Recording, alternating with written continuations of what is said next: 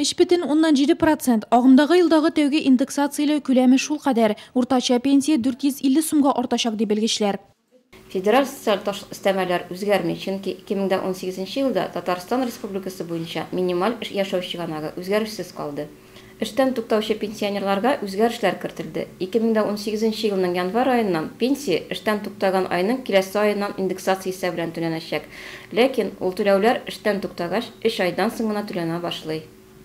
1 февральдән ай сайын бирелә торган акчалата түләүләр дә 3,2%ка артыр дип көтелә. Монысы федераль ташламаларга ия булучыларны куандыра. Шатланабыз. Аллага шөкер җитә.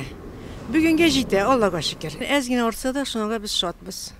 Артып кына торсын. Мен чыкканда 8800 кул калады дидем. Хәзер инде менә 14000 җыелды.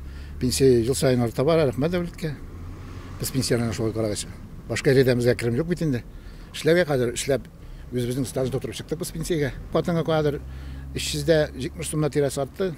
Хатында канагат инде. Авыл халкы канагат бар. 1 апрельдән социаль һәм дәүләт пенсияләре дә артачак.